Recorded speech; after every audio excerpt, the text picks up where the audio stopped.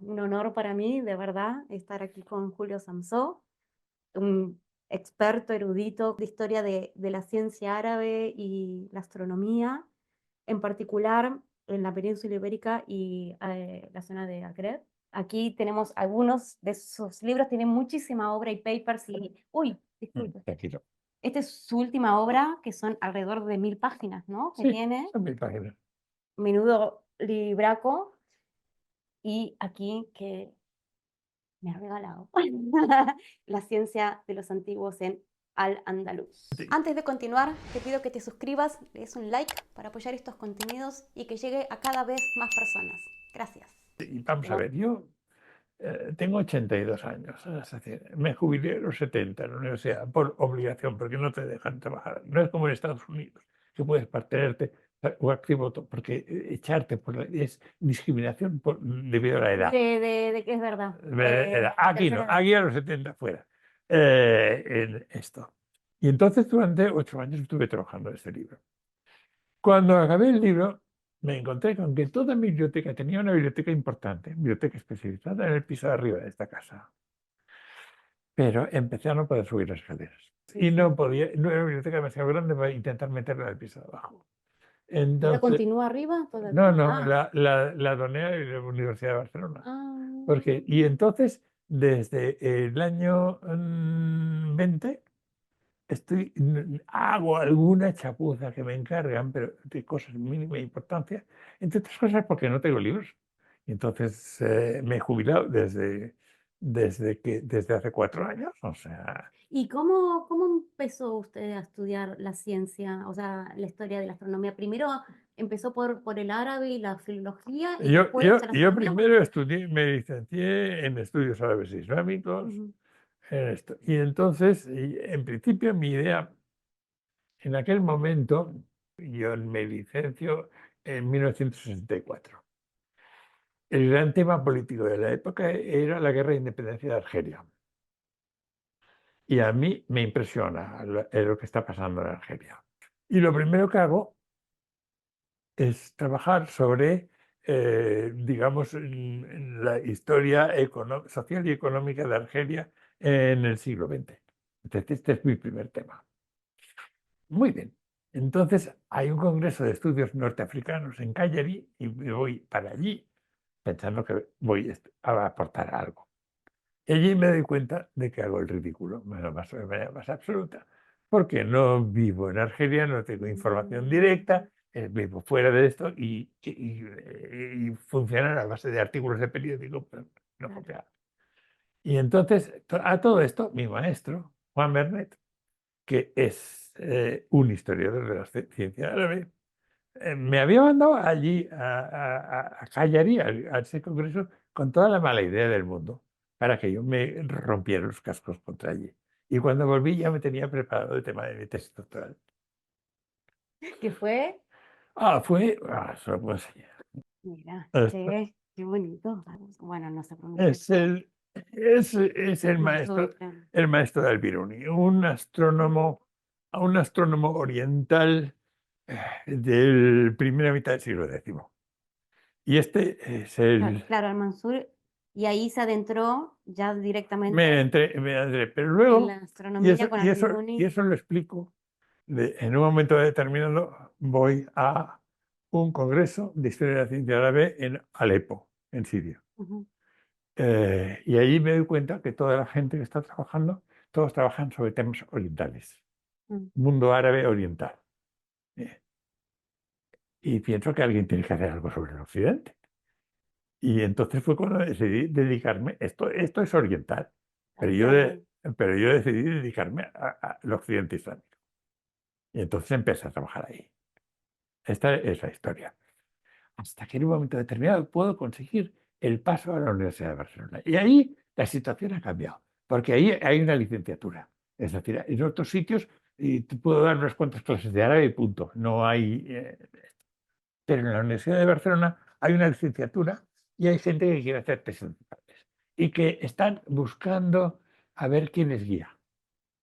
Y entonces dije, esta es la mía. Claro. Esa es la mía. Y entonces hago un programa de cosas que hay que tocar dentro de la historia de la astronomía árabe en la península, La península ibérica, en bueno, la península ibérica. sí, Es decir, hago un programa y voy asignando temas de tesis doctoral a los que me van saliendo. Y entonces, claro, yo soy, aparte de que yo sigo trabajando, porque tengo mucha publicación propia, sí, pero quiero decir, cuando yo digo que este libro no es solamente, yo lo he dicho en los dos sitios. Es decir, aquí, si mira usted, yo digo en el prólogo de este libro se empezó a escribir en 1931. Yo nací en el 42. El año que fue publicado el Assaig de Historia de las Ideas Físicas y Matemáticas de la Cataluña Medieval de Josep María Millás y Baixos. Lo han escrito, además del que suscribe, y del doctor Millás, una serie de personajes que citaré por orden de aparición en la escena de mi vida. Juan Bernet, Leonor Martínez, David Romano, Sucio Catalá, Manuel Grau, Eduardo Millas, Ángel Labarta, Francisco Castellón, María Victoria Viviendas, Dulos Tinca, se come Emilio Calva, Miquel Forcada, Margarita Castell, Dulos Tinca y Josep Casolleras. Es decir, mi trabajo es trabajo de equipo. trabajo de equipo. No, y me encanta cómo has honrado de alguna manera todo el trabajo también previo a esto que decías, como, bueno, tú eres, recién nombrabas que eras una tercera generación de alguna manera. Yo soy la tercera generación. Bien, Villas es la primera, Bernet es la segunda y la perfecto. tercera soy yo. Bueno, recién igual compartíamos que tú te has dedicado al estudio de la astronomía y de las técnicas, las matemáticas, no a las predicciones, pero por supuesto que todo el desarrollo matemático y astronómico ha influenciado también, y muchos de los astrónomos eran astrólogos también, ¿no? Es que si no, ¿de qué comían? Bueno, esa es una de las preguntas, por ejemplo, que tenía, porque usted en su libro sobre, bueno, he leído ¿Sí? otras cosas, pero bueno, aquí creo que condensan, wow, esto es para... Si usted quiere hacer ejercicio también, además de ejercicio de la mente, tenga este libro. Menciona la astronomía de varias maneras también, astronomía matemática o astrología matemática, astrología popular, Sí. también, bueno, algo que usted decía, ¿no? Como que había mucho estudio en lo que es la astronomía oriental, pero no en Occidente, pero sin embargo, antes de alguna manera, toda la migración de los desarrollos y la ciencia a Occidente, usted nombra de que había cierta astrología latina, es una supervivencia de una astrología Esa es una latina, hipótesis. es una hipótesis. Una hipótesis de mi maestro Juan Bernet y mía. Es decir, en un momento determinado aparece el texto astrológico más antiguo que tenemos. Son unos 38 versos de un astrólogo de finales del siglo VIII y principios del IX llamado Adambi. Y esos 38 versos coinciden perfectamente con un par de capítulos del libro de las cruces de Alfonso X. Y luego, mucho más tarde, publiqué junto con un estudiante mío el texto árabe en prosa, ya de muchos de esos capítulos del libro de las cruces. Entonces, en el finales del siglo VIII, principios del IX, no había llegado al Andaluz nada de la astrología, digamos, de raíz griega o de raíz indo-irania. Claro, ni hablar. Entonces, ¿de dónde sale esto? De que es una astrología muy rudimentaria Ujú. en ese sentido. Quiero decir, hablo de astrología rudimentaria, es por ejemplo la astrología que aparece en los periódicos en un momento determinado, que pretenden predecir lo que te va a pasar a ti según en qué signo zodiacal se encontrará el sol en el momento que tú naciste. O sea, se encuentran ejemplos de esto ya también en No, esta, no, se encuentran tipos muy simplificado. muy, muy simplificados. Y entonces la hipótesis de verdad, yo creo que tiene razón, es que esto deriva de una fuente latina. Es decir, en un momento determinado, cuando todavía no se ha producido la gran llegada de materiales orientales, que se produce en el siglo X. Es decir, estamos hablando de un siglo Sí, sí, antes. sí, sí. ¿De dónde salen estos conocimientos? Que están documentados a principios del 9. Entonces, Bernet sugirió esto. Yo le doy la razón porque no veo otra explicación. También tengo que confesar que hace ya bastantes años, en congresos con latinistas, expertos en textos latinos medievales yo estuve preguntando, ¿existe algo semejante a un Liber Crucium, libro de las cruces, o algo semejante en la tradición latina? Y nadie sabe nada de esto. O sea, que es una hipótesis sin confirmar, aunque me parece que tiene bastante lógica. Entonces el libro de las cruces sería una especie de esta astrología folk o popular.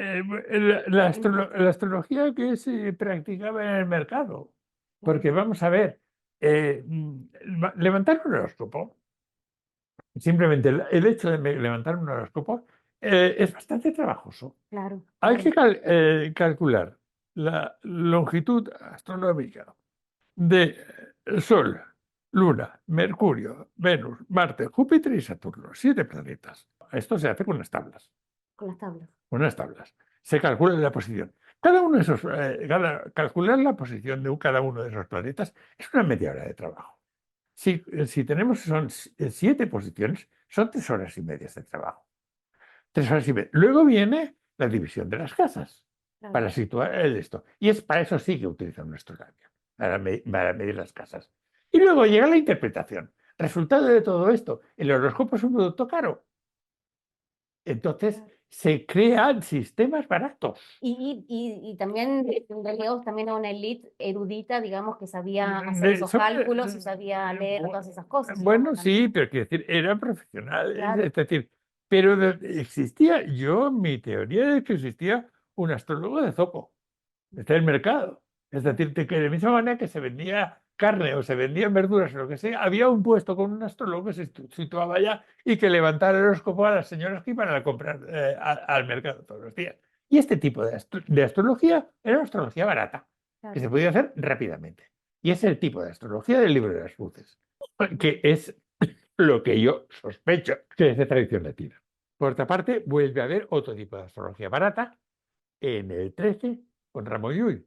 Pero evidentemente, la astrología, digamos, ya elaborada, seria, que implica unos conocimientos científicos y un trabajo, esto se reserva a la gente con dinero. Claro.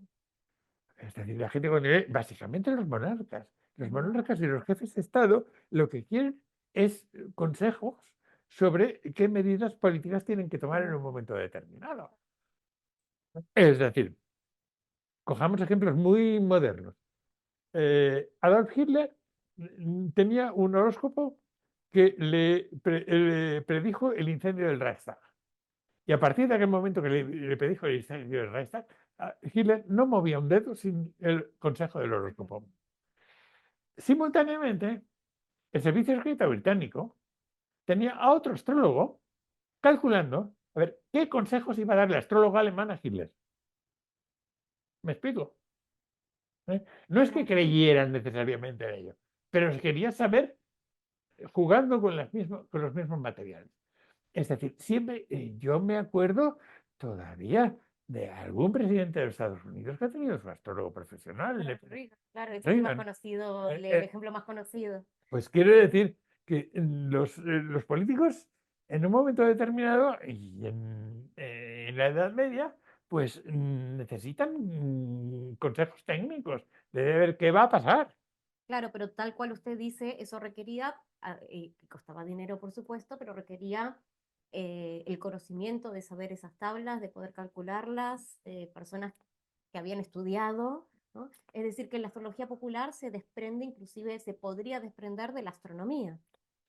La astrología popular prescinde bastante de la Claro, astronomía. claro, Es decir, es prescinde mucho más. de... La astrología oculta, pues, requiere unos conocimientos y entonces el astrónomo bueno acaba ganándose los garbanzos, las judías o lo que usted quiera, precisamente haciendo de astrónomo, haciendo de astrólogo, eso está claro. Claro. Quiero decir, yo trabajé en un caso muy, muy divertido, que fue el de un astrólogo marroquí que hizo la predicción de lo que iba a pasar en la batalla del Salado. La batalla del Salado entre la corona de Castilla y Aragón frente a marroquíes, al ejército, eran almohades, si no me equivoco, los almohades, en donde las tropas castellano-aragonesas ganaron. Y esto estuvo en desacuerdo con la predicción que había hecho. Se le Mm, había metido la pata al astrólogo. Y entonces dijo, eso son las tablas que estoy manejando, son malas. Quiero decir que la astrología es esto y no la podemos. Por qué demonios Alfonso X invierte dinero en la preparación de las tablas astronómicas? ¿Para qué sirven las tablas astronómicas? Es decir, hay toda una tradición de tablas astronómicas en el mundo árabo-islámico. Estamos hablando, se está hablando de unos 200 tablas astronómicas conservadas. Es decir, y todo eso implica un trabajo y hace falta una financiación. Financiación que muchas veces se recurre a la observación. Es decir, las tablas, para hacer unas tablas bien hechas, necesito hacer una serie de observaciones que me permitan corregir, adaptar nuevos parámetros a los modelos tolemaicos de Ptolomeo de los planetas. Muy bien. Entonces, hay una famosa anécdota de la fundación del Observatorio de Maraga. El Observatorio de Maraga en Irán tenía, fue Málaga, sí, y tuvo un astrónomo líder que se llama Nasiruddin Tusi, que buscó financiación del emir mongol Hulagu. Y entonces le dijo, usted quiere buenos consejos astrológicos. Para eso necesito hacer un programa de observaciones para estar seguro de lo que estoy haciendo. Y dice, ¿y cuánto tiempo duran estas observaciones? Y el tío dice, 30 años. Una revolución de Saturno. Claro, ¿Eh? claro. Y él dice, esto es muy caro. Y dice, pues entonces 12. Una De revolución de Júpiter. Júpiter. ¿Me entiendes? Y entonces al final la cosa se arregla y la cosa duró. Pero quiero decir que la investigación de tipo astronómico que lleva a la elaboración de las tablas, la razón por la cual se hace esta investigación es astrológica. Es astrológica. Porque ¿qué otro uso tenían las tablas, por Nada, ejemplo? Nada. nada, Mm, nada. ujú. Ahora, usted también habla de que se desarrolló algún tipo de astronomía, astrología andalusí propiamente, Sí, diferenciada al oriental. ¿Cuáles son sus características diferenciales? de entrada el uso de tablas tablas sidereas, no trópicas. Y eso fue un punto de partida. Digamos, el punto de partida son unas tablas de origen indio, que es llamado Sinkin. Sinkin es una adaptación de un término sánscrito que es Siddhanta. Y ahí, segunda mitad del siglo VIII, se habla de la llegada de la embajada de la India que llega a Bagdad y es recibida por esto. Y entonces, entre la embajada hay un astrólogo indio que es el que se entrevista con un astrólogo local de aquí y que les da información sobre la tradición hindú de procedimientos para cálculo. No se habla de tablas, son más bien reglas de cálculo. Pero entonces ya empiezan a aparecer las primeras tablas de tradición hindú que calculan movimientos medios sidereos. Siderio. Esto en Oriente se corrige en torno al año 830 bajo el califato de Al-Ma'mún. Al-Ma'mún lo que hace fue hacer un programa serio de observaciones, las primeras observaciones documentadas en el mundo islámico, en dos observatorios provisionales, uno en Bagdad y otro en Damasco. Y entonces se hacen las llamadas tablas mamuníes de Al-Ma'mún, que es el patrocinador, que son ya trópicas. Es decir, son ya plenamente tolemaicas, derivan de la tradición de Ptolomeo, mientras que las otras son de tradición india. Y la tradición india es la que domina en el Andaluz hasta prácticamente hasta, es decir, llega un cierto momento en que esa tradición se corrige. Y mi teoría es que la corrigen los judíos. Mi teoría. De nuevo es una hipótesis. Una hipótesis en que dos personajes importantes del 12, que son Abraham Ben Ezra y Abraham Barjilla, los dos empiezan a trabajar con una astronomía trópica. Claro, y bueno, ellos tienen toda la herencia también india y griega en su obra y quizás Pero también de sí, ahí, pero bueno, no, pero pero pero siguen. no se ha superado. Es decir, la tradición, digamos, que aparece básicamente las primeras tablas importantes de fabricación local son las tablas de Toledo. Las tablas de Toledo, estamos hablando finales del siglo XI. Y las tablas de Toledo son el punto de partida realizada en principio por un grupo de astrónomos en torno a la figura de Said de Toledo, que es un cadí rico, que se convierte en el primer mecenas de estudios astronómicos, que no es un monarca. Es Ah, decir, es una financiación, digamos, privada. privada, claro. Financiación privada.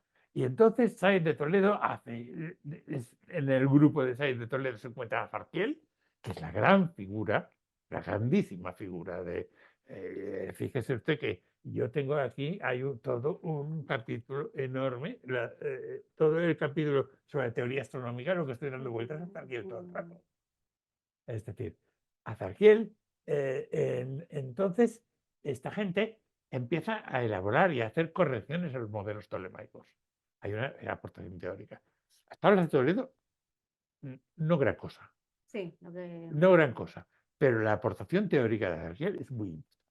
Y esta aportación teórica de Zarquiel es incorporada a tablas por discípulos ya en el siglo XII, Ibn al-Kamad, que es el primero, y luego la tradición norteafricana, que es muy importante también, y que creo que es una de las cosas, digamos, que las que me siento orgulloso, que le he puesto de relieve yo esta tradición norteafricana, porque Azarquiel, ya el maestro de mi maestro, Millás, escribió en el año en 1950 un tocho así de gordo, estudios sobre Azarquiel.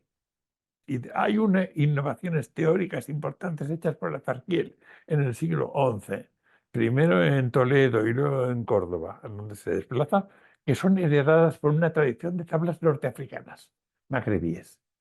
Hay toda una serie de cosas, empezando por un personaje llamado Ibn Ishaq Tunisi, Ibn Ishaq el tunecino, y siguiendo con Ibn al-Bana, Ibn al-Rakam, y por un anónimo tunecino que se encuentra el manuscrito, el único manuscrito de sus tablas, en una biblioteca en Hyderabad, en la India.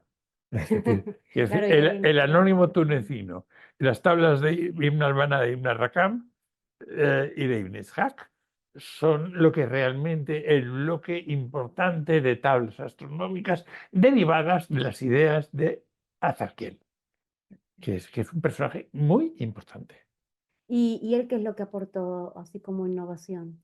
Azarquiel, de entrada, los primeros modelos geométricos de trepidación, Ajá. y es decir, y corrigió, hizo correcciones importantes al modelo lunar de Ptolomeo. Eso todavía ha salido un artículo importante de un iraní muy bueno, que es el que ha sacado las correcciones al modelo lunar de Ptolomeo hechos para Zasquil. Por primera vez las ha analizado aquí. Y si quiere, le puedo mandar, tengo el artículo en mi ordenador, se lo puedo enviar si le interesa. Sí, sí, sí, Porque sí, sí, no sí. está citado aquí porque es posterior, es de hace un Ajá. año. Pero ¿los cálculos eran siderios o ya? Zarquil era siderio. Sí. Y toda la tradición. A partir del 13, en ambientes, por ejemplo, mi teoría es, porque aquí hay una cosa muy, muy pintoresca, las tablas alfonsíes. Sí. Las tablas alfonsíes hay dos versiones. Unos cánones, ¿sabe usted lo que son los cánones? Manual de instrucciones, cómo usan las tablas. Unos cánones en castellano, sin tablas. Unas tablas numéricas latinas, sin cánones. ¿Entiende? Tablas latinas a las que se añaden cánones una serie de astrónomos parisinos de la primera mitad del siglo XIV. Juan de Mur, Juan de Guigner y algún Juan más, porque son tres Juanes. ¿Eh? Y la gran discusión. Hace muchos años yo tenía un enemigo que era un profesor francés que discutíamos siempre, pero comíamos juntos cada vez que nos veíamos en París. O sea, era una discusión Rica, amable, claro, no, no, era amable. muy nutritiva, me imagino, De dentro. esto. Según él, las tablas alfonsíes eran parisinas. Y ahí Alfonso X no tenía nada que hacer. Y yo defendía que no. Claro. Es decir, que esas tablas alfonsíes latidas, porque las tablas, lo curioso es que las tablas castellanas, los cánones castellanos, describen unas tablas ibéricas, pero que las tablas latinas son trópicas. Ah, o sea que las dos versiones, una son Las dos, siberias y una una es y otra trópica. son trópicas. Y entonces, mi teoría, ¿cuál es? Que ahí meten cuchara los dos grandes astrónomos de Alfonso X que son judíos, y que son Yehudá ben Moshe y Isaac ben Zvi, que esos son los que heredan la tradición de Abraham Barquí y Abraham Menefra. Y en un momento determinado se traduce al castellano las tablas de Albatani, siglo IX, Oriente. Y las tablas de Albatani son totalmente tolemaicas y están en la tradición de las tablas mamoníes. No sé si me explico. Sí, sí, O sí, sea, sí, sí, sí, son sí. y por tanto son trópicas. Llegan las tablas de Albatani al ambiente de los astrónomos de Alfonso X y dicen, no, este camino es un camino erróneo, vamos a hacer unas tablas trópicas. Y hacer unas tablas son estupendas, son magníficas, son lo mejor que se ha hecho en la península ibérica. Pero, ¿y esas decisiones de que son correctas o no se basaban en que solo en la observación o en las predicciones que derivaban de ello o No, las había dos una cosas son tradición, es decir, de autoridades? los horóscopos eran sidereos. Claro. No sé. A partir de un cierto momento empiezan a aparecer horóscopos trópicos. Yo ahí tengo un artículo inédito, curioso, porque en un momento determinado me invitaron a participar en un simposio en París sobre Abraham Menezes, Ujú. en el cual yo había trabajado, había hecho cosas. Y entonces vino el COVID. Ah, o sea, no, no hace tanto. Y me olvidé, pero yo lo tenía escrito ya. Y de repente me dicen que se está preparando un volumen de homenaje a Maribel Fierro, que es una historiadora de Al-Ándalus brillante del Consejo Superior de Investigaciones Científicas de Madrid, a la que yo quiero mucho, es decir, que somos amigos desde hace mucho tiempo, y digo yo, ¿qué voy a hacer ahora? Y de repente descubro que tengo un artículo terminado. Digo, pues vale. Y entre otras cosas me dedico a analizar horóscopos. Y analizar horóscopos desde el punto de vista si son trópicos o sidérios. Vale, Y son ok. trópicos todos los que hace Abraham Menezes. Y entonces le dedico el artículo a Maribel Sierra, a quien le divierte mis horóscopos. Entonces, era más bien aislada esa tradición tropical al Es principio, una tradición judía, judía. judía, que empieza en el siglo XII, segunda mitad del siglo XII, y termina en el XV. Termina con Zacuto, Abraham Zacuto. ¿Le suena o no? Ese no. Abraham Zacuto, vamos, una de las cosas, innovaciones que introduce en el cálculo nuestro querido amigo Azarquiel, es la técnica de los almanaques perpetuos. Los almanaques perpetuos se basan en el principio de que cada planeta, al cabo de un determinado ciclo de años, se repiten las posiciones en las mismas fechas del año. Y entonces se hacen tablas para ciclos. Y entonces esto es un trabajo que ahora los astrólogos tienen que estar calculando, en lugar de invertir media hora en el cálculo de la posición de cada planeta, en unos minutos no tiene resultado. Y entonces Abraham Zacuto es un judío de Salamanca que en un momento determinado se ve obligado, vive la expulsión de los judíos y se traslada a Portugal. Trabaja en Portugal en el ambiente de todos los estudios previos a todas las navegaciones portuguesas por la costa africana, etcétera, etcétera, y que elabora un almanaque perpetuo que les van a ser que puede ser de utilidad para los marinos cuando van en los barcos. Y entonces esto es un texto que conservamos con cánones en castellano y en latín, y que es utilísimo, que está ¿Se han verificado es que son correctas? dentro de las Después de un tiempo, digamos, ya han pasado siglos, ¿no? es que nunca, las cosas nunca son correctas a cabo de un tiempo. Claro. Vamos a ver, las tablas astronómicas las sucesivas tablas, estas 200 tablas, son 200 martillazos a las teorías de Ptolomeo. Claro. Yo tenía un amigo que vivía en Zaragoza y que sabía comprar una casa en un pueblo cerca de Zaragoza. Y allí se le ocurrió ponerse un reloj de sol. Cogió una placa de mármol, le plantó en medio un gnomon, o sea, un palito, un palo de metal o algo semejante. Miró su reloj y marcó las 12 aquí, la 1 aquí, las 2 aquí. Y esto al principio funcionó, pero al cabo de unos días dejó de funcionar.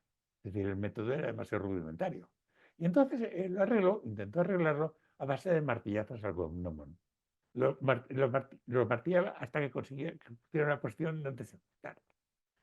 Y así lo hizo durante tiempo hasta que se dio cuenta que el sistema no funcionaba, que el modelo estaba mal trazado. Ptolomeo tiene unas teorías astronómicas y elabora unas tablas, las tablas fáciles o las tablas manuales, que durante un tiempo sirven.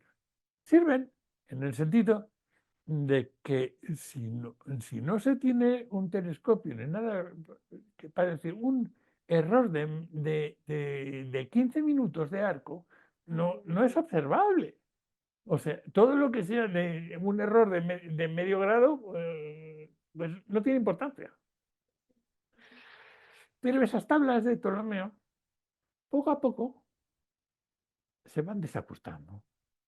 Y cuando pasan 200 años, digamos que ya no dan resultados, ya los resultados exceden este medio grado de tolerancia que podemos tener. Y ya se vuelve Entonces, evidente la... nuevas el desfase. observaciones. Y cuando hagamos las nuevas observaciones, lo que hacemos es mantener los modelos geométricos de Ptolomeo, pero al mismo tiempo corregir los parámetros numéricos, los valores numéricos. El movimiento medio del planeta, el valor de la ecuación, la corrección que hay que hacer, etcétera, etcétera. Y se van dando palos a los modelos de Ptolomeo. Que esos palos se siguen dando hasta que llega Kepler, que fue el que corrige y dice, señor, los modelos están mal. No sirve para nada andar dando palos, hay que corregir los modelos. Los astros no se mueven con movimientos circulares uniformes en torno al centro de la Tierra, sino que hay que jugar con otras figuras. Y entonces empiezan a aparecer las elipses, etcétera, etcétera, ¿no? Y empieza a corregirse los modelos. Con lo cual ya los valores que obtiene Kepler ya son mucho más duraderos. ¿Eh? Es decir, los palos, ya digo, los palos al gnomon de mi amigo son los palos que van dando todo el programa de observaciones astronómicas que duran durante casi 10 siglos. Claro, claro. El famoso colección de el manuscrito 152 de la Biblioteca de la Complutense contiene el llamado, lo que durante mucho tiempo se ha llamado libros de saber de astronomía de Alfonso X. Una colección de tratados básicamente sobre instrumentos astronómicos y con una introducción que es una uranografía, una descripción del cielo con un catálogo de estrellas. Y eso resulta que lo hemos llamado siempre libros de saber de astronomía porque el contenido es básicamente astronómico.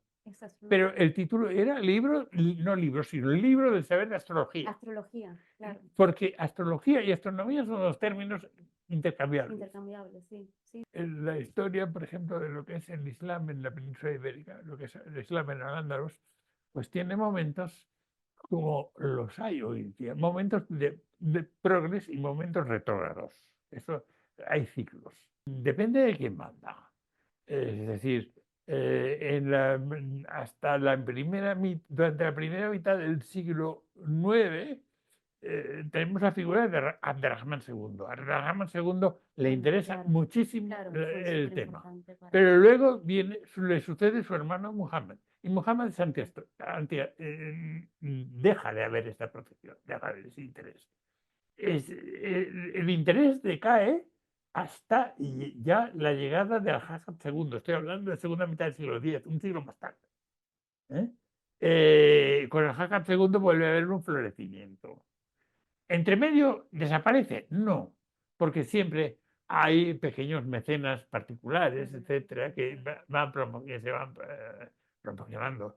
Luego, claro, cuando llega la invasión de los almorávides son unos personajes del norte de África muy de estricto cumplimiento y de Islam retrógrado y subido, evidentemente, desaparece. Y durante muchas etapas la astrología y la astronomía se cultivan, pero de una manera un tanto oculta.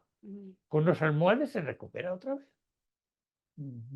Es Y decir, con el gran florecimiento viene de la mano de Alfonso X el Sabio, en Castilla, para que en, para que se expanda también en toda la península ibérica, en el mundo cristiano, en sí. el mundo cristiano. Pero claro, Alfonso X es un personaje que le interesa, sabe perfectamente. A mí me hace mucha gracia, pero me voy por otro lado. Cuando en un momento determinado, sobre todo en Toledo, hablan de la ciudad de las tres culturas. Yo digo, ¿qué con demonios de tres culturas? No había más que una. Mm. Es decir, la cultura latino-cristiana era cero.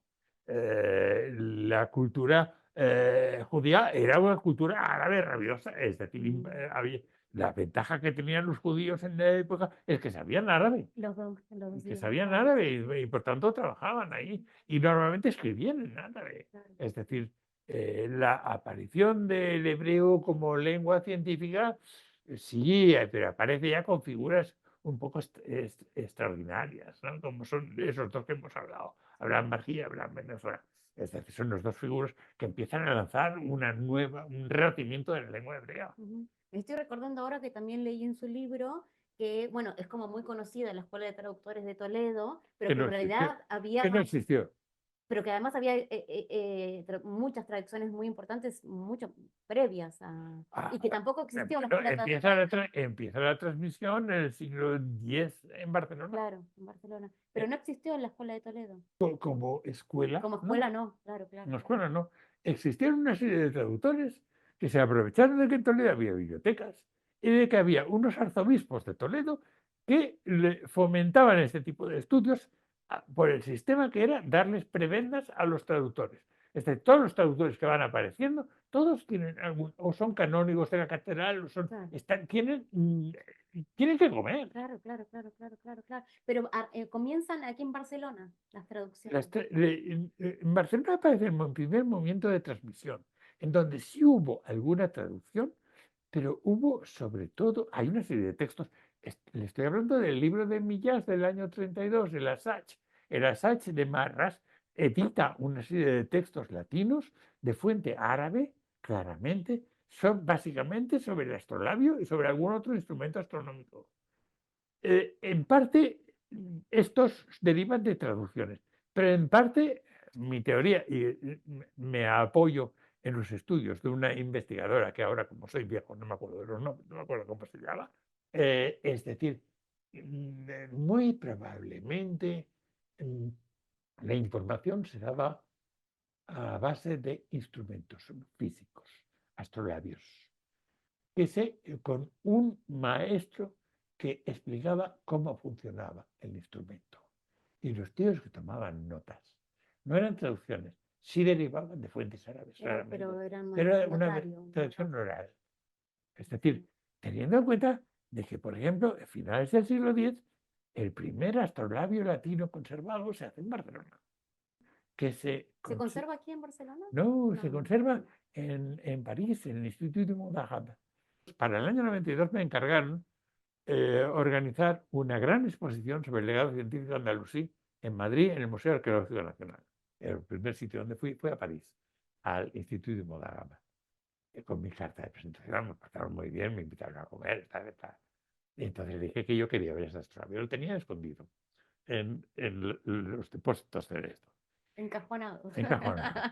Lo saco, lo desmonto y le digo lo quiero para la exposición. Me dice la buena señora, la directora, que se llamaba Jean Murierac, y me dice, ¿por qué quiere usted este instrumento si es una falsificación? Y yo le contesto, señora, estoy de acuerdo, es una falsificación, pero lo compro. Se quedó parada, Claro. así. Y a partir de aquel momento empezaron a tomarlo en serio. Hoy lo tienen como pieza estrella en el Museo del Instituto de Moda. Este es el astrolabio más antiguo latino Latino, que se conserva, ¿eh? Es decir, y es una copia, es un astrolabio traducido. claro. Es decir, han cogido un modelo árabe y lo han copiado a veces bastante mal, porque es la primera vez que hacen una cosa parecida. ¿Y las tablas de Barcelona vienen también de esa época? No, las tablas de Barcelona son siglo XIV. Siglo Estoy hablando XIV, del siglo X. claro. Son mucho más Sí, posteriores las tablas de muy importante, Barcelona. 4 siglos más tarde. O sea que hubo un gran desarrollo aquí en esta zona. En Cataluña hubo un momento que se empezó a surgir al final del siglo X. Hay algo, Sí. pero se acaba en seco. Y entonces el proceso traductor sigue en el Valle del Ebro. Mm. En el Valle del Ebro hay segunda etapa y la tercera etapa ya está Toledo. ¿Y ahí qué pasa con estas características de la astronomía andalusí, como sus características se desdibujan y se pierden y toma fuerza más la astronomía oriental Sobre, sobre o se todo, sobre articulan? todo es astronomía oriental lo que predomina. Mm, Mi teoría, y es algo que defiendo en el primer capítulo de este libro, es que Al-Ándalus es el puente de mm, transmisión, es decir, Al-Ándalus es el puente y lo que no llega al Al-Ándalus no llega a Europa. claro. Hay una segunda vía, que es Italia, pero es menos importante. Es decir, la cuestión, por ejemplo, es muy clara. Eh, Básicamente, los textos científicos escritos en árabe después de finales del siglo X, solo excepcionalmente llegan a Europa. Mm, Autores del 11, del 12 no son traducidos. Y no son traducidos porque no llegan al Andaluz. Y no llegan al Andaluz porque hasta la época, mientras se mantiene el califato de Córdoba, digamos que hay una capacidad económica, es decir, el califa de Córdoba tiene delegados en las principales ciudades de Oriente dedicados a comprarle cualquier ejemplar de cualquier libro nuevo que salga. Y tiene una biblioteca importantísima en Córdoba. Y hay bibliotecas por todas partes. Que esto. Luego llega, cae el califato, surgen los reinos de taifas, y estos reinos de taifas, que son pequeños reinos locales, son algo así como las comunidades autónomas de ahora, o a veces, claro, claro. o a veces más reducidas, ¿me entiendes? Pues resulta que no tienen la capacidad económica para mantener lo que es una gran biblioteca general, como era la biblioteca de Córdoba. Es una gran las fuentes hablan, y la cifra es exagerada, de 400.000 volúmenes. Es un tópico. De la biblioteca de Alejandría se dice que también tenía 400.000 volúmenes. De la biblioteca de un coleccionista privado de Almería también se dice que tenía 400.000 volúmenes. Es decir, la cifra de... Pero es evidente que tenía Muchos libros. muchos libros. En una época en que por ejemplo, el monasterio de Ripoll, por aquí, ¿conoce usted Ripoll? Sí, sí, sí, sí, sí, Bueno, sí. No, y aparte justo hoy estuve hablando con otra persona sobre Ripoll. el monasterio de Ripoll tenía como 200 libros, algo parecido, es decir, Mm, de una pobreza. Y entonces, ¿qué es lo que sucede? Que a partir de finales del siglo X, muy raramente, rara vez, los libros nuevos aparecidos en Oriente llegan al Andaluz. Y si no llegan al Andaluz, no llegan no, a Toledo, no, claro. no son No traducidos. son traducidos, claro, no continúan. No Es continúan. decir, se habla muchísimo la gente se ha roto los cascos intentando averiguar por qué camino Copérnico tuvo información sobre los nuevos modelos geométricos diseñados por la escuela de Málaga a partir del siglo XIII en Oriente. Porque resulta que los modelos de Copérnico se han encontrado que son clavados a otros hechos por Nasir al-Din al-Tusi y otros personajes de la época. ¿Cómo llegaron a Copérnico?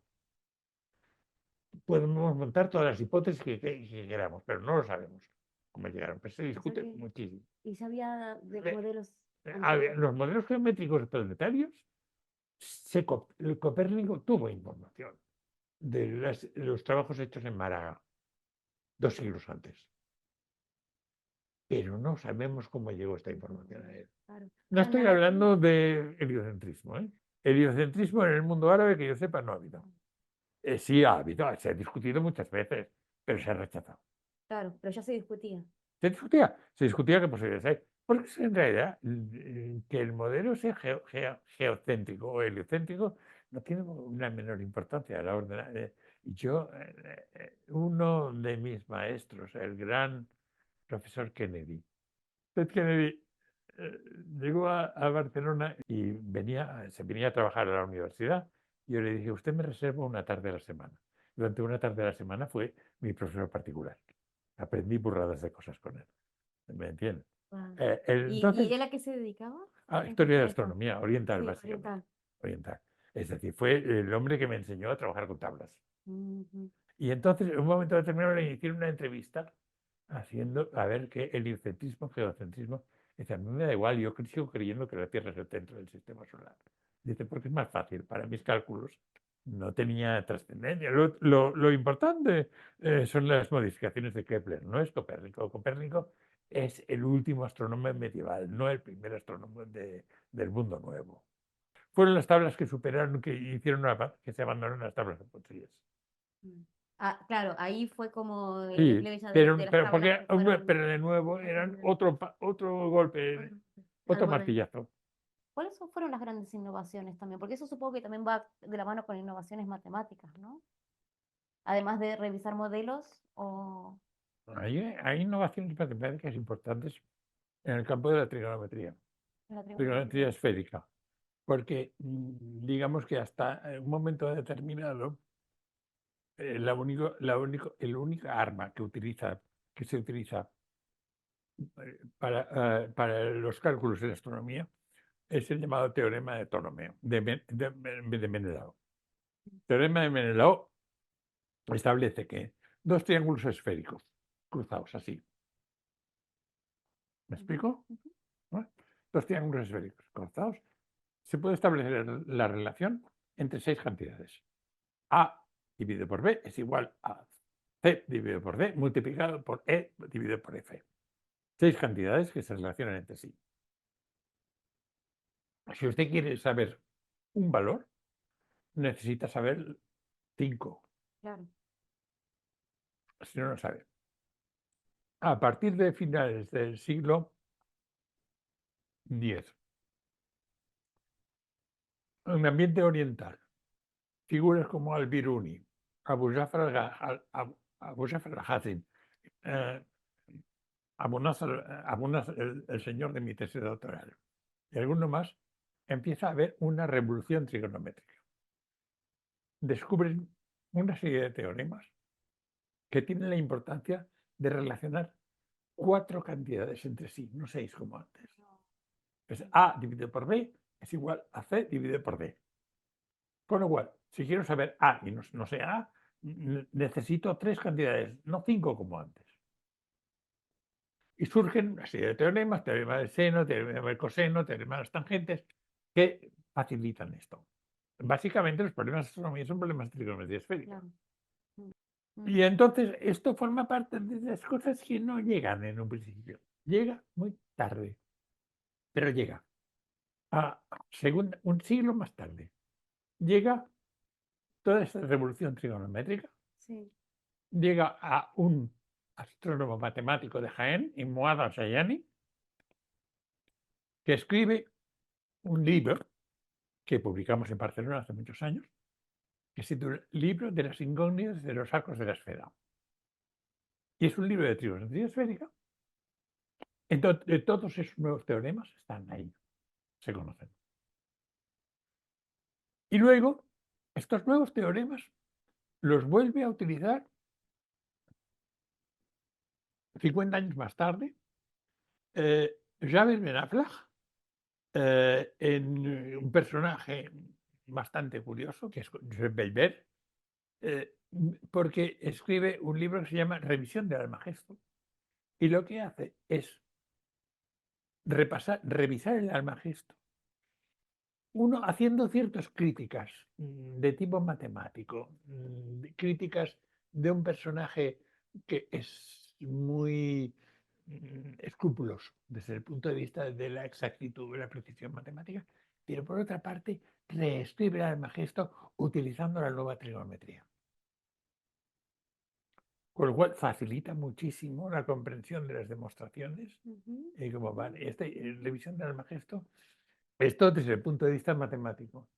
Hay aportaciones en el campo de las matemáticas, pero y eso ya no he trabajado en ello, del rey Al-Mutámar de Sevilla, perdón, de Zaragoza, ujú, Al-Mutámar de Zaragoza, que reina en Zaragoza entre 1081 y 1085, ujú.